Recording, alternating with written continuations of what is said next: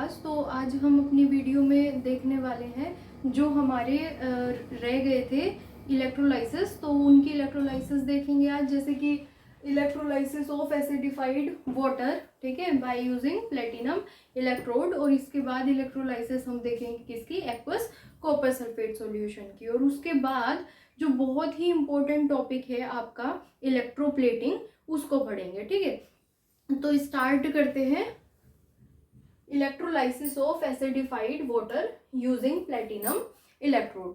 तो सबसे पहले तो यही समझेंगे एसिडिफाइड वाटर क्यों, ठीक है, इलेक्ट्रोलाइसिस ऑफ एसिडिफाइड वाटर, ठीक है।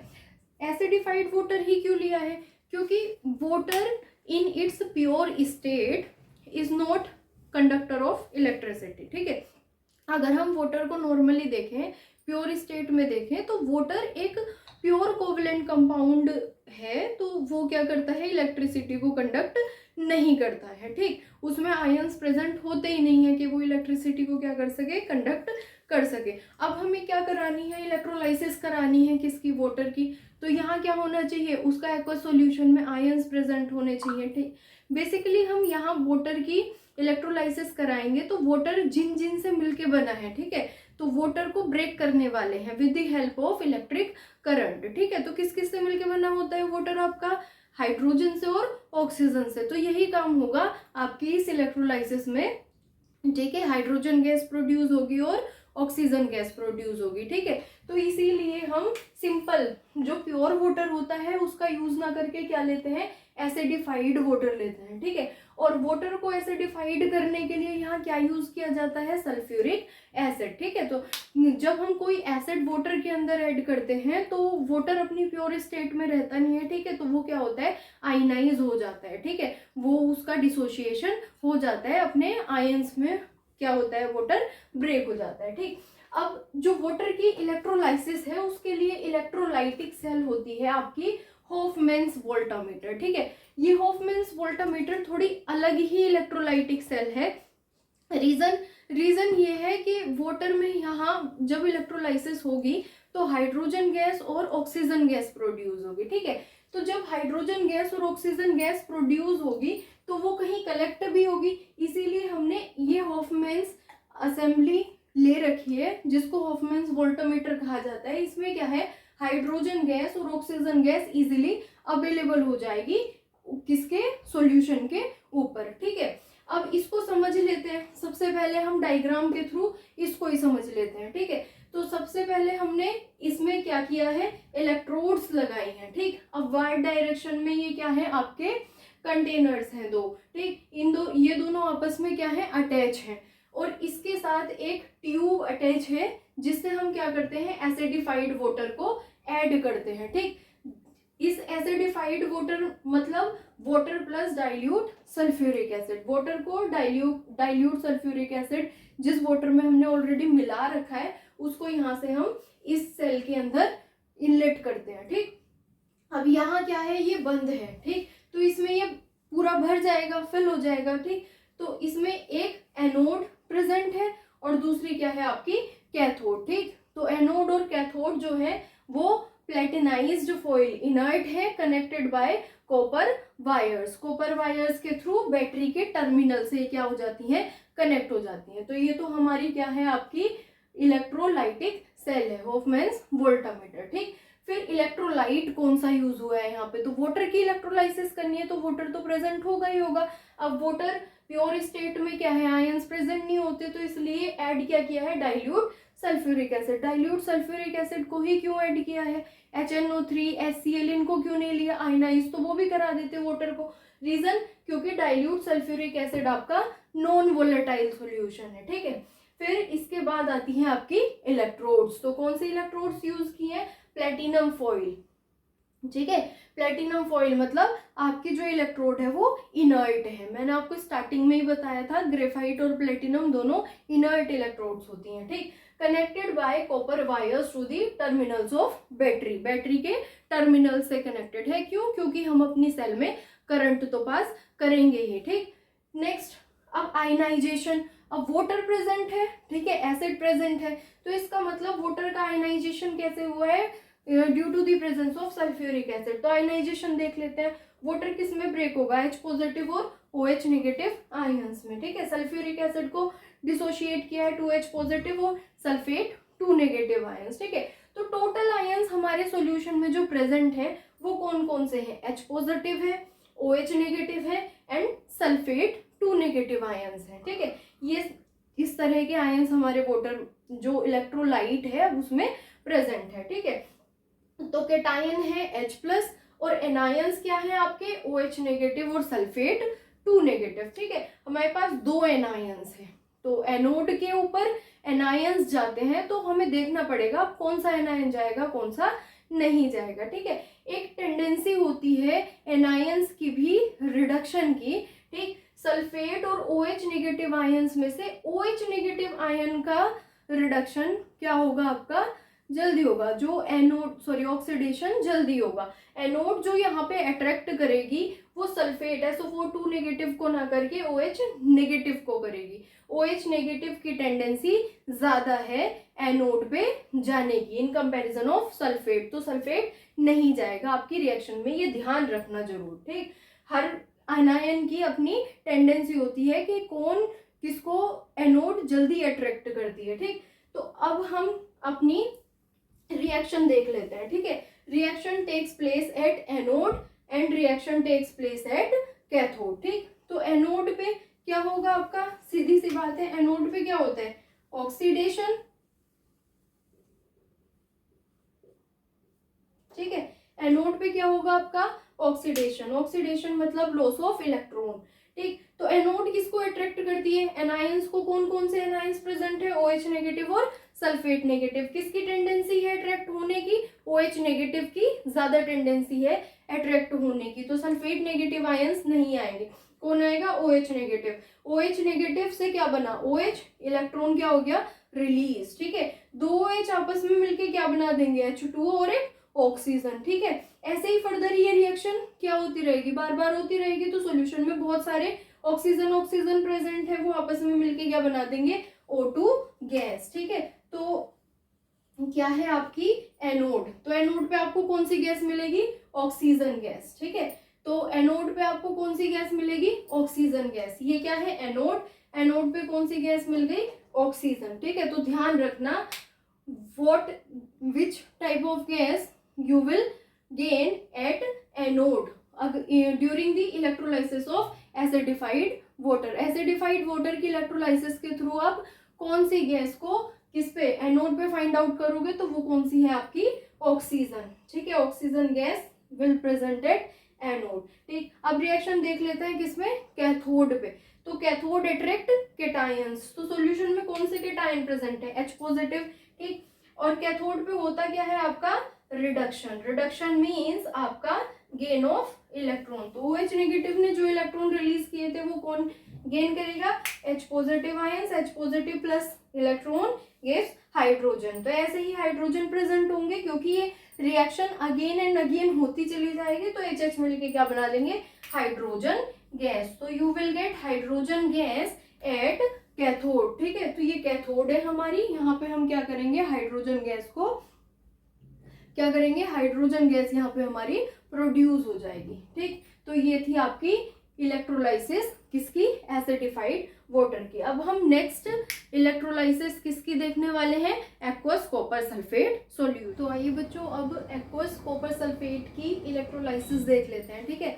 कॉपर सल्फेट की इलेक्ट्रोलाइसिस में हम 2 तरह के इलेक्ट्रोड्स यूज कर सकते हैं, ठीक है। तो जो सबसे पहले मैंने एक्सप्लेनेशन दी है वो कॉपर की इलेक्ट्रोड्स, मतलब यहाँ एक्टिव इलेक्ट्रोड्स, सबसे पहले जो मैंने एक्सप्लेनेशन दी है वो एक्टिव इलेक्ट्रोड्स यूज करके दी है, ठीक।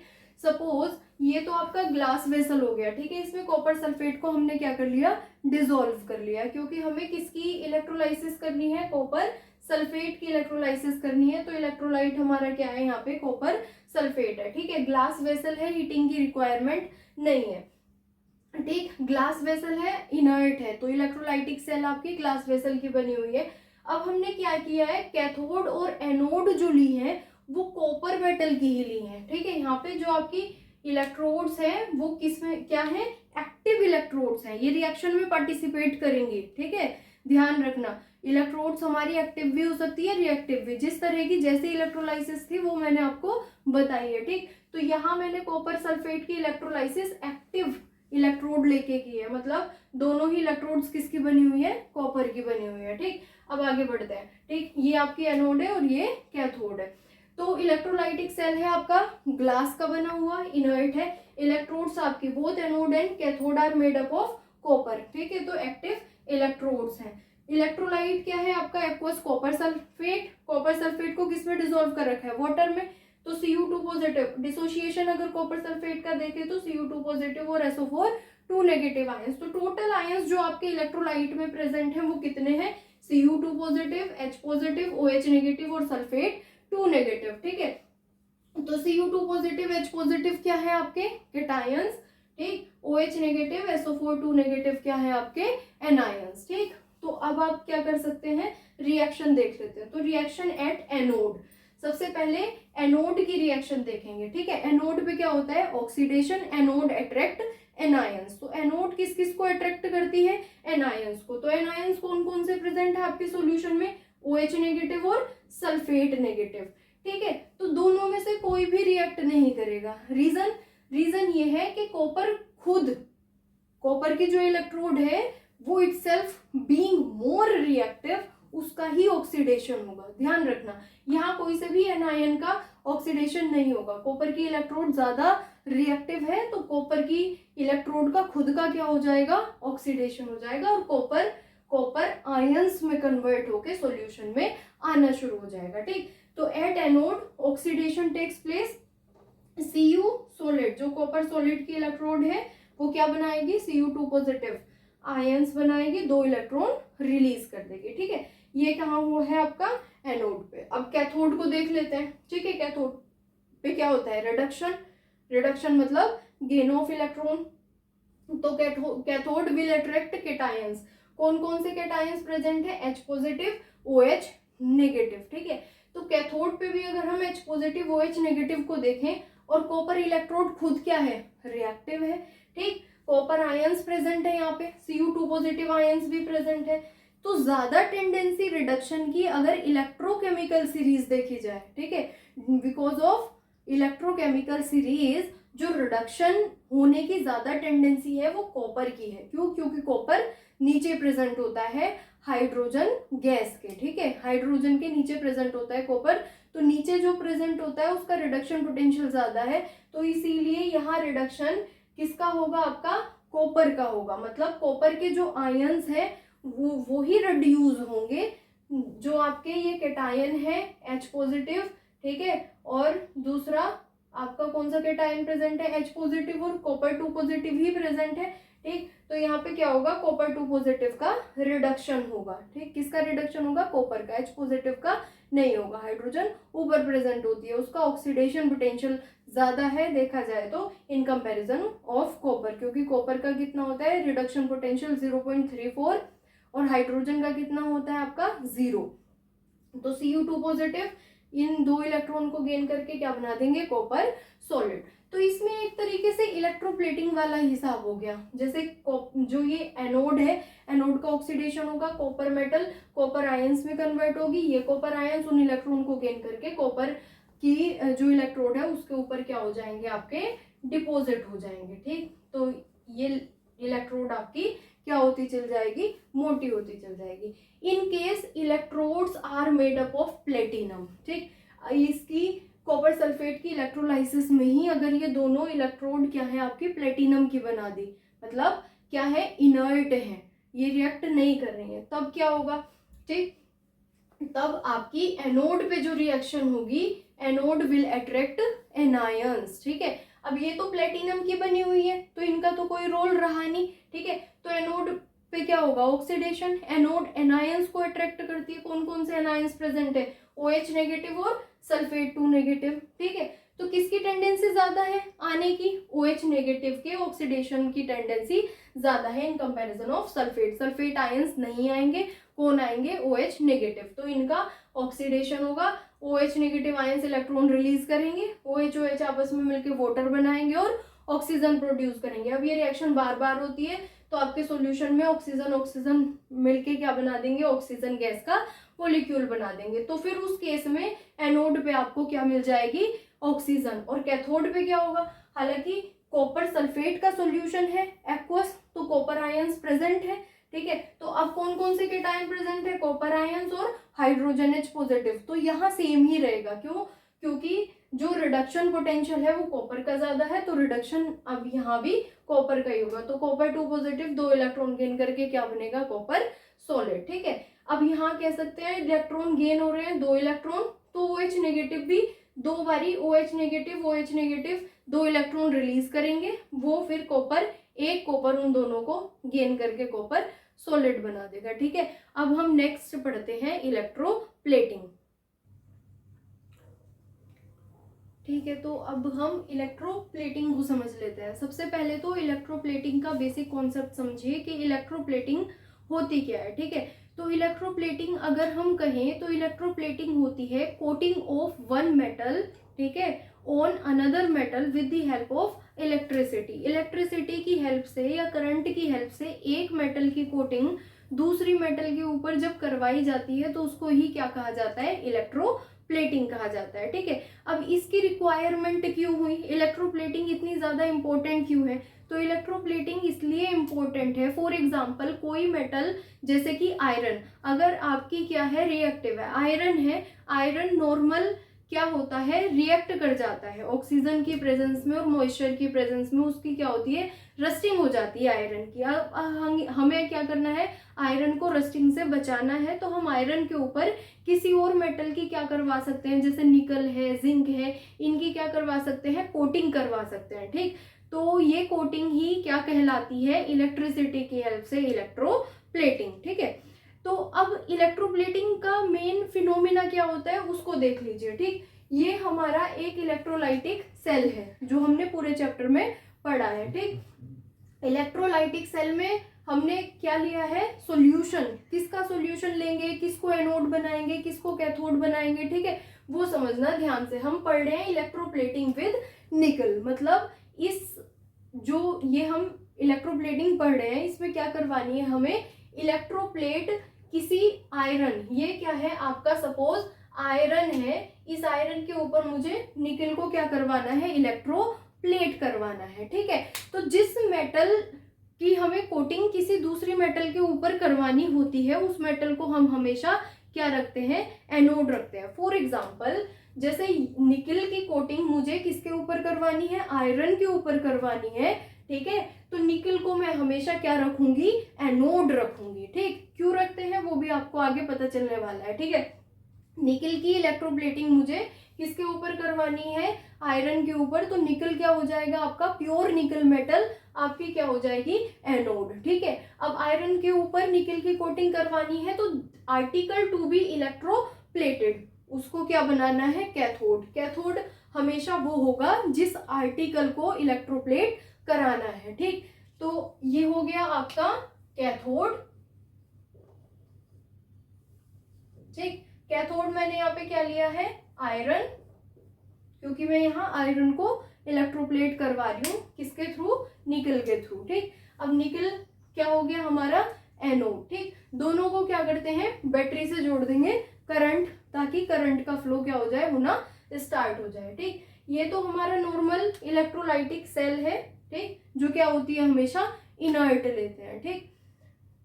अब सॉल्यूशन किसका होता है, ध्यान से सुनना, जो हमारी एनोड होती है, ठीक, जिसकी कोटिंग हमें दूसरी मेटल के ऊपर करवानी है उसका ही हम सॉल्यूशन लेते हैं। फॉर एग्जांपल निकल की इलेक्ट्रोप्लेटिंग करवानी है तो ये क्या है, सॉलिड निकल मेटल की इलेक्ट्रोड है, और जो आप सॉल्यूशन लेने वाले हैं ये दैट इज योर इलेक्ट्रोलाइट, तो वो भी क्या होगा, उसी मेटल के सोल्ट का सॉल्यूशन होगा। दिस वन इज योर निकल सल्फेट, ठीक।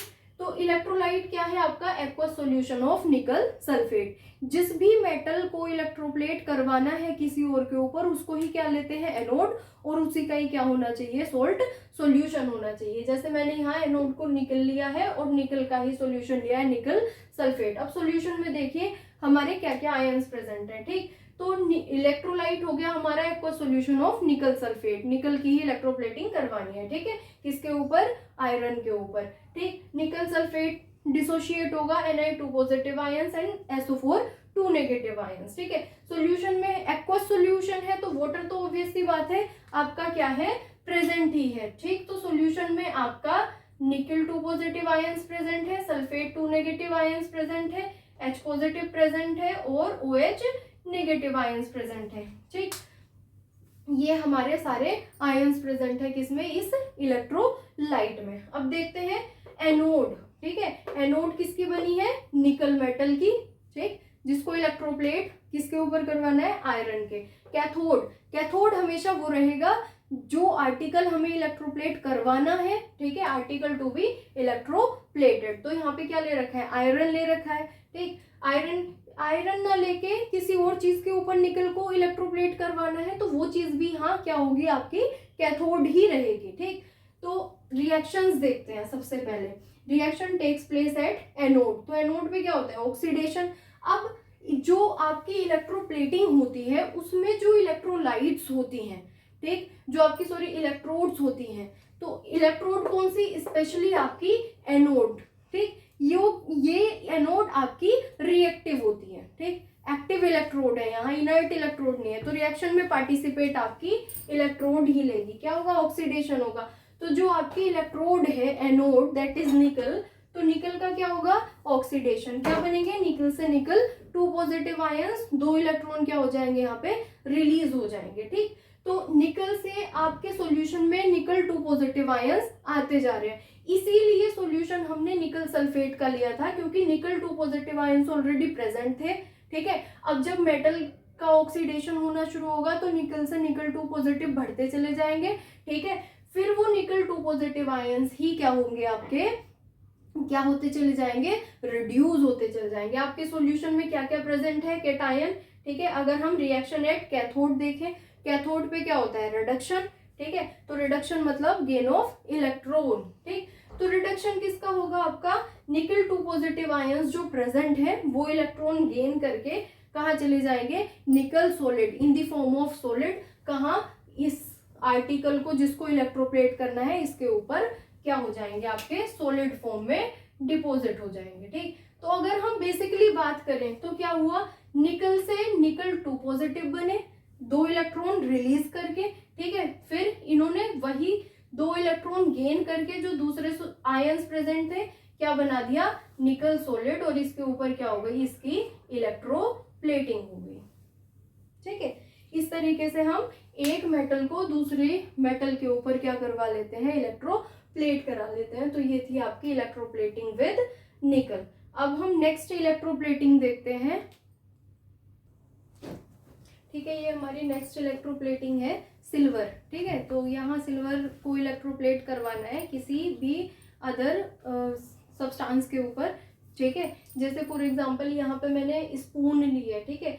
तो ये आर्टिकल हो गया, आर्टिकल टू बी इलेक्ट्रोप्लेटेड, ठीक। तो इसको हमेशा क्या रखना है, जिसको इलेक्ट्रोप्लेट कराना है उसको हमेशा कैथोड रखना है, ठीक। उसके ऊपर रिड्यूस होंगे वो आयंस जो एनोड से निकल के आएंगे, एनोड के ऑक्सीडेशन के थ्रू, ठीक है। अब सिल्वर की इलेक्ट्रोप्लेटिंग है तो सिल्वर को हमने कहाँ रखा है, सिल्वर की सॉलिड इलेक्ट्रोड को हमने किधर रखा है, एनोड, ठीक। ये है हमारी एनोड, ठीक। तो एनोड का होगा ऑक्सीडेशन, कैथोड पे होगा आपका रिडक्शन, ठीक है। तो नॉर्मली जो इलेक्ट्रोलाइट लेते हैं यहाँ पे ये सोडियम आर्जेंटोसाइनाइड है, ठीक। ये सोडियम आर्जेंटोसाइनाइड एक तरीके से आपका कोऑर्डिनेशन कंपाउंड होता है, ठीक। सोडियम, अब सिल्वर कोऑर्डिनेशन कंपाउंड में जो सिल्वर होता है वो, तो जो इलेक्ट्रोलाइट होता है वो आपका सिल्वर आर्जेंटोसाइनाइड होता है, ठीक है। तो सिल्वर को कोऑर्डिनेशन कंपाउंड में आर्जेंटो बोला जाता है, ठीक है। तो इसीलिए इसका नाम है सोडियम, ठीक है। काउंटर आयन जो है आर्जेंटोसाइनाइड, सोडियम आर्जेंटोसाइनाइड, ठीक। तो अब रिएक्शन देख लेते हैं। इनकी रिएक्शंस बहुत इजी है, कुछ नहीं है। इलेक्ट्रोप्लेटिंग में जो एनोड है आपकी उसका ऑक्सीडेशन होना है, ऑक्सीडेशन होके वो मेटल से मेटल आयंस में कन्वर्ट होगी और वही मेटल आयन इलेक्ट्रॉन गेन करके, ठीक है, रिडक्शन के थ्रू आपकी उस सब्सटेंस पे क्या है, इलेक्ट्रोप्लेट हो जाएंगे या डिपॉजिट हो जाएंगे, को आपको इलेक्ट्रोप्लेट करवाना है, ठीक है। तो रिएक्शन एट एनोड, एनोड मतलब ऑक्सीडेशन, ऑक्सीडेशन मतलब लॉस ऑफ इलेक्ट्रॉन, ठीक। तो सिल्वर से, सिल्वर मेटल जो है उससे क्या हुआ, इलेक्ट्रॉन रिलीज हो गए, सिल्वर आयंस बन गए, ठीक है, सिल्वर पे पॉजिटिव चार्ज आ गया। अब यही सॉल्यूशन में जाएंगे, ठीक है। अब जो सिल्वर आयंस प्रेजेंट है एक्सेस क्वांटिटी में, वो इन इलेक्ट्रॉन्स को 1 बाय 1 गेट करके, गेन करके, रिडक्शन जो होगा वो आपका कैथोड पे होता चल जाएगा, ठीक। उनको इलेक्ट्रॉन गेन कर करके सिल्वर पॉजिटिव आयंस, ठीक है, क्या बना देंगे, बार बार सिल्वर सॉलिड बना देंगे। वो सिल्वर सॉलिड इसके ऊपर इलेक्ट्रोड, इसके ऊपर इलेक्ट्रोप्लेट होता रहेगा। तो कहने का मतलब है जो आपकी एनोड वाली इलेक्ट्रोड होती है वो डिकम्पोज होती चली जाती है, ठीक है, ये पतली होती चल जाएगी। और जो आपकी कैथोड होती है, ठीक, वो क्या होती चल जाएगी, मोटी, क्योंकि उसके ऊपर ये सब्सटेंस क्या होता चल